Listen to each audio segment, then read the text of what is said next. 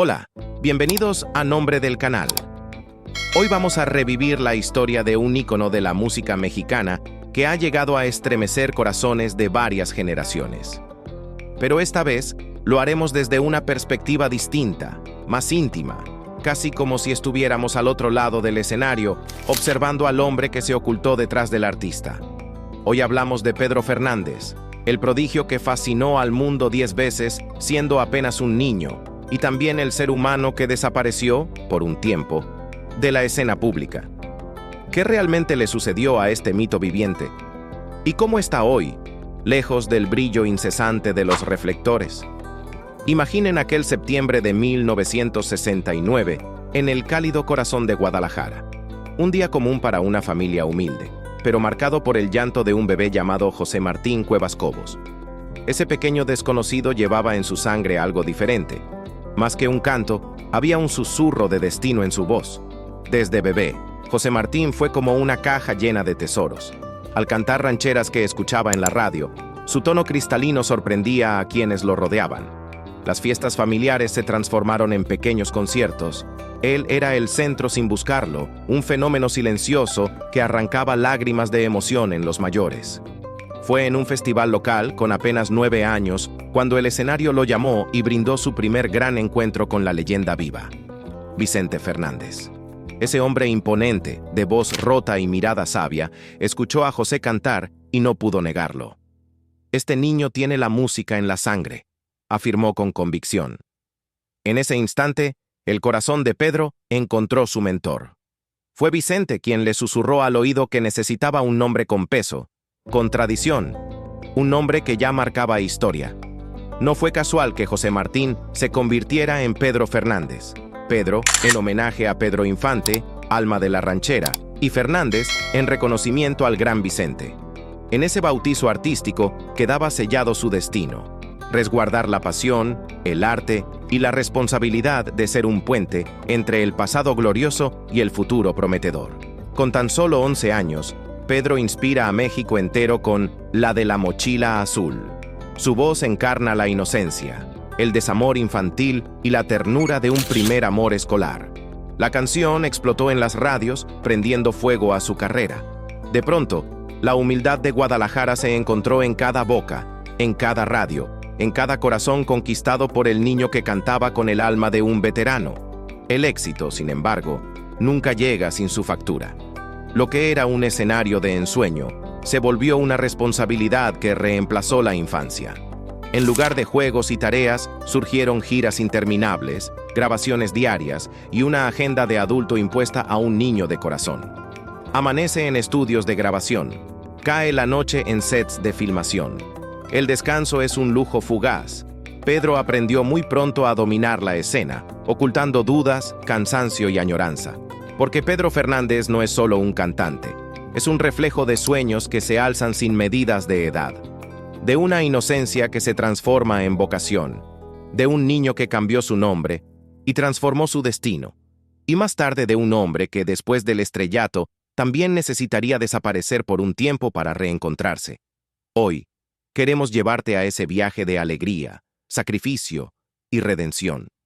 Vamos a revelar por qué Pedro salió de los escenarios, qué lo llenaba por dentro y cómo vive su día a día en el silencio que siguió al estruendo. Porque esta es la verdadera historia del niño que conquistó corazones y del hombre que necesitó sanar en privado. Dale al play, acompáñanos hasta el final y descubre la verdad íntima de Pedro Fernández, el muchacho que se convirtió en leyenda y el ser humano que todavía late, sueña y ama, más allá de los reflectores.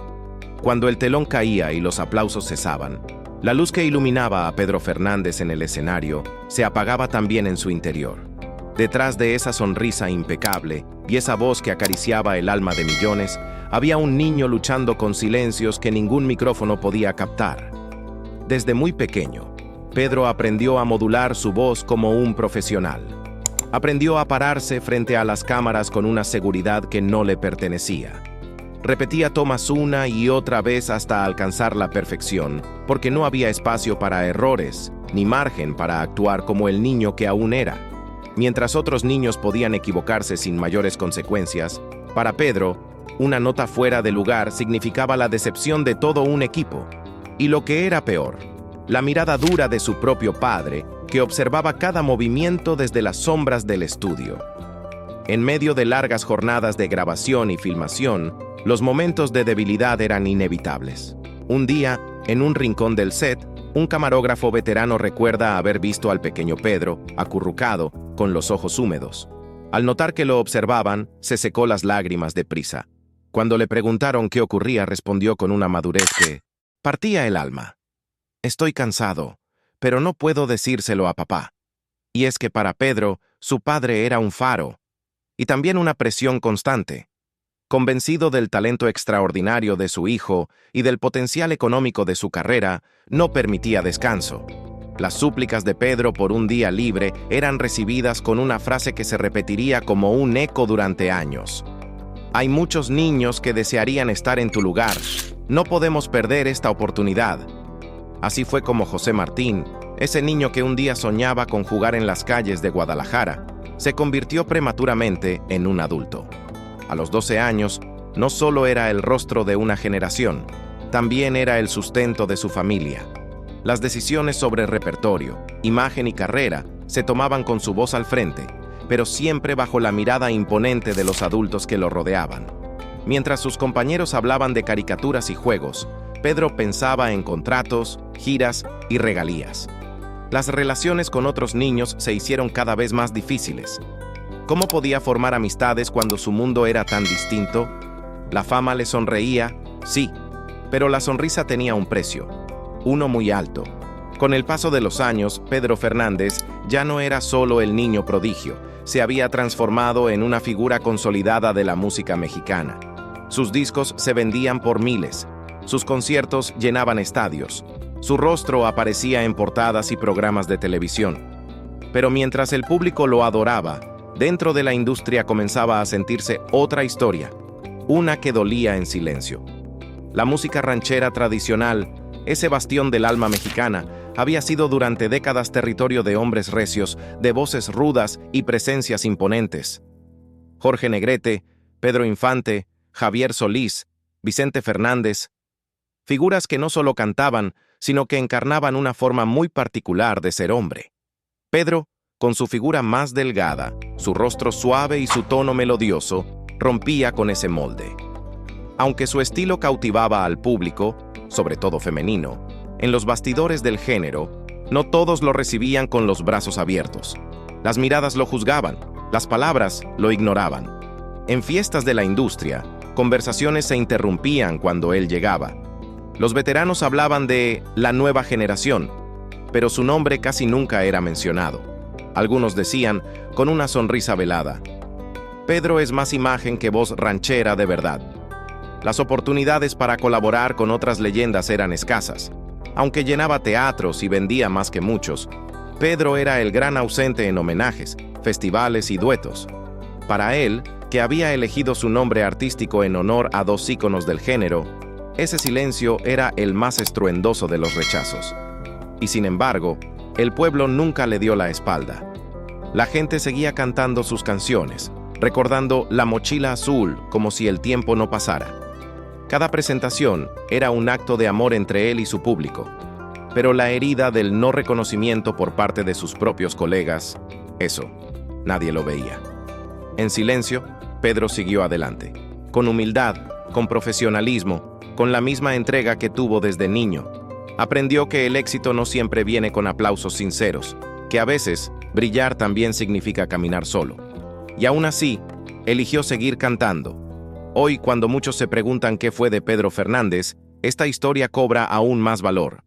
No se trata solo del niño estrella ni del ídolo que llenó estadios. Se trata del hombre detrás del mito, de las lágrimas escondidas, de las canciones que nacieron del cansancio, del amor, del sacrificio. En el próximo episodio, descubriremos qué lo llevó a alejarse de los escenarios y qué lugar ocupa hoy en el mundo, fuera del ruido, tal vez más cerca de sí mismo que nunca. Porque la historia de Pedro Fernández aún no ha terminado.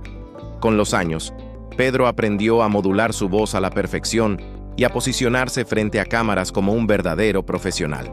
Cada toma era ensayo y perfección, porque en su mundo no había cabida para errores, y menos para actos de niño.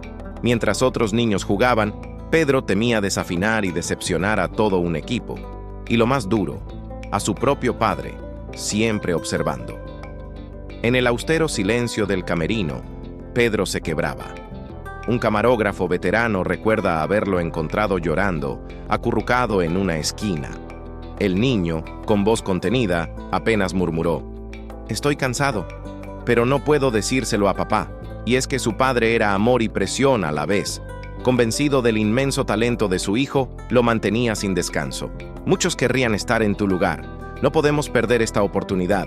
Así, el pequeño José Martín dejó de ser niño. A los 12 años, ya sustentaba a su familia. Elegía repertorio, revisaba contratos, hablaba de regalías. Lo que debería haber sido infancia se transformó en calendario de giras, estudios y compromisos. No hubo tiempo para todo. Mientras otros hablaban de caricaturas, él debatía porcentajes y fechas de presentación. A pesar de su éxito masivo, ventas astronómicas, giras multitudinarias, apariciones en cine y televisión, el reconocimiento por parte de sus pares fue escaso, incluso nulo. Para los puristas de la música ranchera, Pedro era un producto comercial, una excepción no auténtica. El contraste era brutal, idolatrado por el público, marginado por la élite de la industria que seguía modelos de hombría y tradición.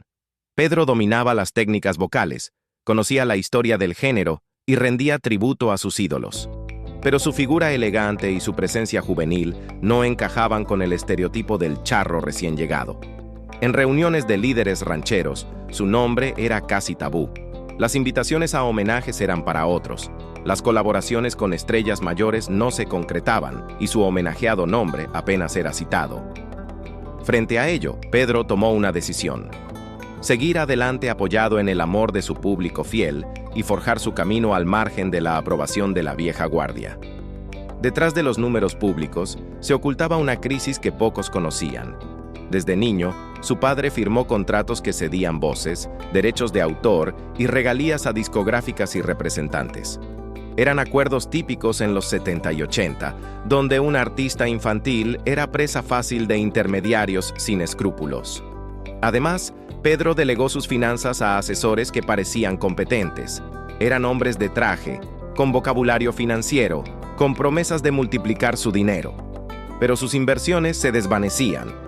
Proyectos inmobiliarios desaparecidos, negocios quebrados, dinero evaporado en estructuras opacas.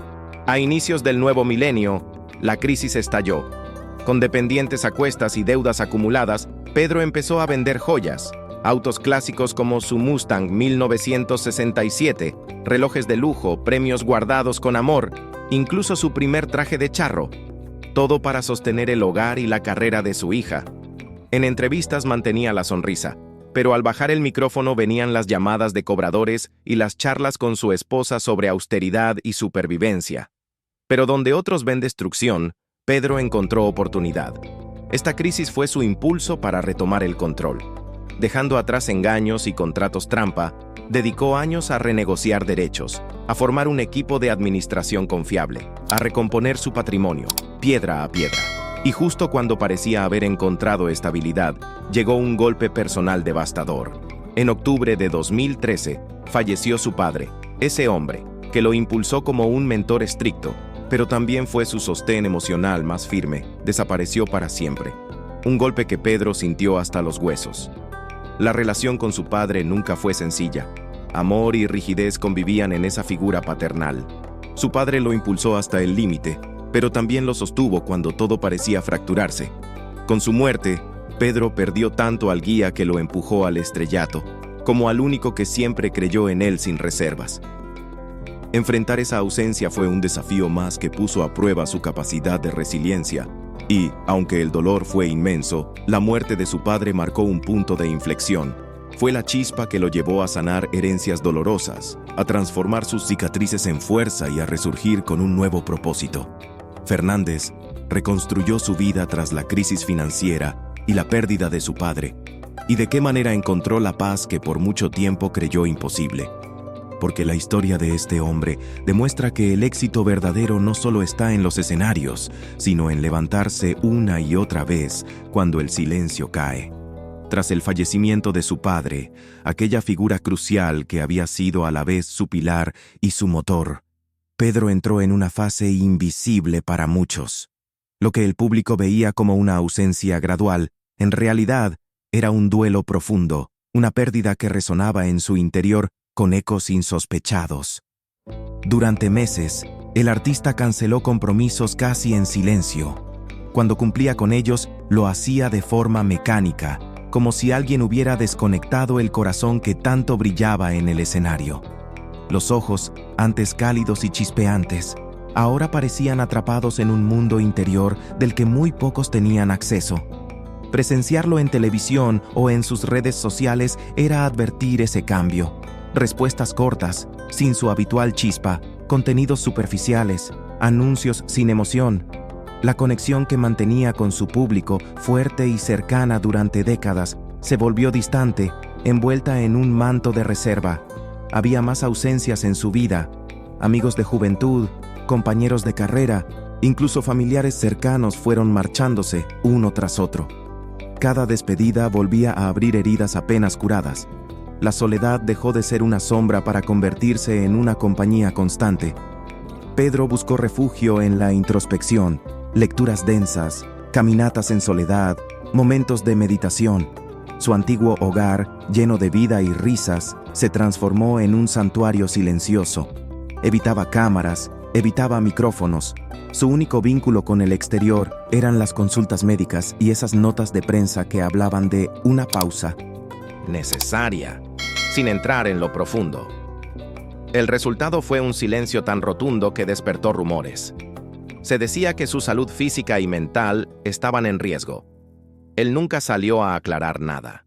¿Para qué? Las palabras ya no significaban nada frente al vacío que sentía en su interior.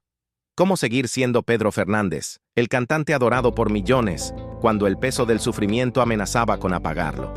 Y como suele suceder, el cuerpo comenzó a hablar para él. Años de giras extenuantes, vuelos interminables, horarios rotos y presión constante pasaron factura. Todo culminó una noche, en un concierto en el norte de México.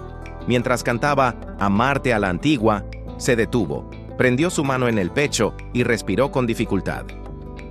En un festival en Guadalajara, solo 3 canciones bastaron para que debiera abandonar el escenario por un malestar. Detrás de la versión oficial que hablaba de fatiga, se escondían episodios de dolor torácico agudo. Las consultas médicas señalaron posibles problemas cardíacos. El diagnóstico: paro indefinido en su frenético ritmo de trabajo. Pero la salud no era solo física.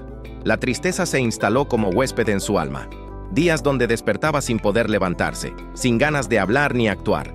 Etapas donde la comida ya no era placer, ni los aplausos nutrían su espíritu. El 2014 fue su año más frágil. En plena grabación de una telenovela, perdió peso drásticamente. Había dejado de ser quien fue. Los productores lo observaron alejarse, verla transformado. El hombre que dominaba la escena reaparecía irreconocible, débil, distante. Estaba atravesando una tormenta no solo del cuerpo, sino de la mente. Cómo Pedro Fernández enfrentó la peor etapa de su vida y comenzó un largo proceso de reconstrucción personal. La búsqueda de un nuevo equilibrio entre su salud recuperada, su espiritualidad creciente y su deseo de volver a brillar, pero esta vez desde adentro. Con el paso de los años, el rigor físico de Pedro comenzó a pasar factura. A principios de 2014, en plena grabación de una telenovela de gran producción, el artista apareció transformado. Había perdido 9 kilos en pocos meses, su rostro pálido y ojeroso requería maquillaje reforzado, y sus trajes necesitaban ajustes constantes. El desgaste físico era evidente, pero lo que nadie imaginaba era que el desgaste mental lo acompañaba. Todo cambió un mañana cualquiera en el set.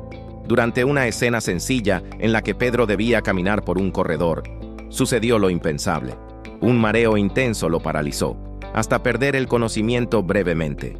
El equipo lo asistió de inmediato y, sin hacer un escándalo, implementaron protocolos médicos para vigilar su salud. Pero esa fue solo la punta del iceberg. Colaboradores cercanos relataron episodios más inquietantes.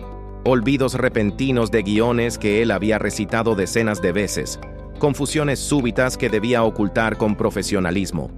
El hombre que dominaba micrófonos y cámaras estaba siendo consumido por su propio cuerpo. Finalmente, Pedro abandonó la telenovela Hasta el fin del mundo, apenas 2 meses después de iniciar las grabaciones. La productora tuvo que reescribir guiones a toda prisa y reemplazarlo con David Cepeda para continuar con el proyecto millonario y de alcance internacional. De ese modo, el protagonista, que hasta entonces jamás había claudicado, cedió ante algo que iba más allá de lo profesional: su integridad.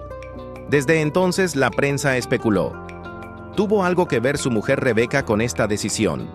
¿Fue el agotamiento físico, el desgaste emocional o el temor a mostrar vulnerabilidad, especialmente en escenas románticas junto a Marjorie de Sousa, que generaron rumores de celos? En los pasillos se murmuraba que Rebeca habría actuado para proteger a Pedro. Aunque él y su equipo insistieron en que todo era por razones médicas, las especulaciones cobraron fuerza. ¿Problemas de salud? ¿Problemas maritales? ¿O la mezcla de ambos? Lo que sí quedó claro es que Pedro siempre fue un profesional. Nunca antes había abandonado una producción tan importante. Lo que sucedió fue más que un tropiezo mediático. Marcó el fin de una era y el inicio de una profunda introspección. Este episodio, más que un accidente aislado, fue la chispa que lo impulsó a cambiar. Puso en primer plano el precio que pagó por su carrera, por su fama y por permanecer en pie a toda costa. Fue también el momento clave para replantearse la forma de vivir, priorizar su salud y comenzar a trazar un camino distinto. En el próximo capítulo, profundizaremos en cómo Pedro Fernández enfrentó el silencio, limitó su actividad mediática y regresó con una nueva perspectiva vital. Una etapa en donde no solo cuestionó su rol como estrella, sino como hijo, esposo, padre y hombre. Porque ahora, su historia va más allá de las luces del escenario. En una soleada mañana de 2024, Pedro Fernández apareció en un programa de televisión para hablar sobre lo que mejor sabe hacer: música. Pero lo que debía ser una celebración de su más reciente proyecto artístico terminó desatando una tormenta mediática que poco o nada tenía que ver con su talento. Las redes sociales explotaron, no por una nueva canción ni por una anécdota conmovedora, sino por su rostro. Miles de usuarios comenzaron a comparar imágenes de antes y después, tratando de descifrar si lo que veían era el paso del tiempo o el paso del bisturí. Twitter, TikTok e Instagram se llenaron de teorías. Algunos hablaban de Botox, otros de lifting facial, y los más atrevidos mencionaban implantes y remodelaciones. Incluso hubo quien sugirió el uso de software de análisis facial para probar que Pedro ya no era el mismo. Su mandíbula más marcada, pómulos elevados, ausencia total de arrugas a los 54 años. Para muchos, el misterio merecía ser tratado con la misma atención que un escándalo político. De repente, el nuevo Pedro Fernández era tendencia. Y no por su música. Con el aplomo que lo caracteriza, Pedro se vio obligado a responder. En una entrevista televisiva de alto perfil, se enfrentó a la incómoda pregunta con dignidad y sin perder la sonrisa. «No me he hecho ningún procedimiento estético invasivo», aseguró con serenidad. Explicó que sus cambios eran producto de una vida más saludable, mejor alimentación, sueño reparador y una rutina básica de cuidado facial recomendada por médicos, sobre todo para contrarrestar décadas de maquillaje bajo luces intensas. Pero, como suele ocurrir, la verdad no bastó. Los medios siguieron especulando, y algunos especialistas en estética insistieron en que los resultados que mostraba su rostro no podían alcanzarse solo con crema hidratante y buena dieta. Lo que Pedro vivió reflejó un fenómeno común en la industria del espectáculo. Mientras que a las mujeres se les juzga por envejecer, a los hombres se les acusa cuando no lo hacen. Pedro, un ícono mexicano, se encontró atrapado en esa paradoja. Su silencio habitual sobre lo privado fue interpretado como culpabilidad, cuando en realidad era la necesidad de proteger su intimidad después de años de exposición pública. Y en medio del ruido, pocos se detuvieron a considerar lo más importante: que ese rostro no solo hablaba de apariencia, sino de décadas de sacrificio, esfuerzo, duelos personales y desgaste físico acumulado. Ese mismo año, Pedro volvió a captar titulares por algo completamente diferente: y mucho más significativo. En una entrevista con un medio especializado en música regional, lanzó una crítica abierta hacia un fenómeno creciente entre los nuevos intérpretes: el consumo de alcohol durante las presentaciones en vivo. No es moralismo, dijo Pedro, es respeto. El público trabaja duro para pagar una entrada. Merecen un artista en plena forma, no uno que sube al escenario